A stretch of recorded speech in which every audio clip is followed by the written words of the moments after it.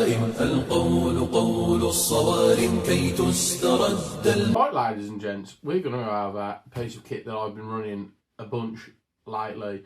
I say, ladies and gents, we all know this is a sausage fest. Let's not lie to ourselves.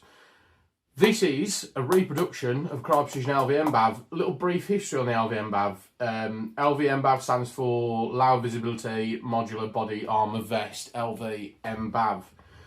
These were fielded between 2001 and 2021. They sort of peaked in 2013. This was the hot shit for the GWAT. This was, if you had one of these, you were a cool guy. The Marsoc Raiders wore these, and 75th Ranger Regiment wore these. Marsoc Raiders are spicy hot boys. Rangers lead the way. That's the little brief bit of history. It's a Cryo Precision vest. I'm sure I've already said that. This is a reproduction. This isn't a genuine article, so I can't attest to the durability of it really, because I'd only be attesting to the durability of what this reproduction is made of. This was quite an expensive reproduction of it. This has been really good so far to me. I haven't had any problems with the base vest. Now, what I like about this most of all is that you can either run it with mags attached to it like this, with this Axle Advanced adaptive vest system, sorry, with a placard such as this, or you can run it slick, so that's totally like nothing on it, just your radio pouches. I really like that. It means you can wear like a chest rig over the top if you want. That's a cool look. Sometimes I do that because ultimately airsoft's kind of about looking cool, and that's totally okay. That's fine. We're all guilty of this at some point or another. So you can change these out real easy too. I like that. So there's just two buckles up here. So if I unclip this buckle, which seemed harder than it actually is, and this one, so I made it seem harder than it was, you just pull this bad boy off, and then we'll throw this to the side and grab something like this. This is a 7.62 Mark 5, I think. It's like a reproduction or copy by Viper of the Spirit Systems Mark 5, I think it is.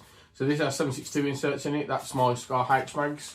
But these, like this now, I just clip in and Velcro on, and I have 7.62. It's like that fast to change it. That's fucking, that's cool. That's very slick. Likewise, if you don't want to run 7.62 and you want to run something like SMGs, now this isn't my placard. This is the Bearded BB placard. I was working on one of his guns recently, so I have the mags. But you can go as quick from that to like a subgun loud out, which I think is fucking, like that for me is hot shit. And I think the fact that I don't see people wearing these really appeals to me, because we all want to be we want to be different and special. That's a cool thing. But up front, so I made these. These are just adapter panels that take it, because on the outside of these normally you have this like rubberized material, so you can't just attach a placard. So you have to make essentially a sandwich of Velcro, which is all that is that I sewed up to allow me to do that. I can take these back off and just run it like with the slick if I want, for a chest rig, or you know, a 34 Alpha on top or anything like that, or if you just want to run it slick because you want to run it slick. Likewise with this just unclips with the G hooks. Now down below I just have a generic little dangler Nemesis tactical patch, because that guy's dope. He builds real cool guns. I highly recommend checking him out. On this right and left hand sides, you have like built-in embitter pouches. So these will take Harris 152s. They're like a stretchy, semi-stretchy material with bungee retainers. So you can fit 2 M4 mags in one of these actually. I don't recommend it with AK mags because they get a little bit stuck because of the tabs on an AK mag that lock into the gun. But for M4 mags, this is great. So you can carry like 3 and then 2, which gives you 5. That's a good amount of mags, and be reasonably close to the body, quite flat, which again is nice. It's nice to be slick. The back of the carrier is just totally slick. There's no molly attachment. It's literally just a plate bag. This makes it really good for wearing with like little assault packs and stuff. You don't get snagged on it, you can take it on and off really easy. The cummerbund is just like this 3-piece elastic deal. So these come with side plates, like foam plates in them, and then you just put, like, this has foam plates in it, but you could put trainer plates in here if you wanted. These, internally, this reproduction has the same plate bag style as the real thing, so you can put sappy or sappy style medium plates in this, and then a soft armour backer, which would allow it to defeat 7.62 AP armour piercing, like a steel cord penetrator round, which is what I would imagine I would get shot at. A lot of getting shot at a lot with in Afghan during the GWAT, but this you just standard unvelcro cummerbund, put it on style.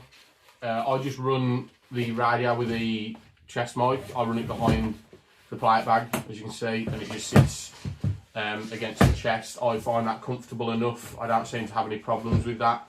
Because it's elasticated, it sort of moves with you and lets you breathe. And because you're not carrying a ton of stuff on this, it's not like a lot of other plate carriers where it can feel like you're encumbered, like you're weighed down. This allows me to move and be manoeuvrable a lot more than I would be in, say, my AVS or something that was a heavier duty. But yeah, that's the lvmbav, folks. Really cool piece of GWAT kit, cool history to it. I think it looks dope.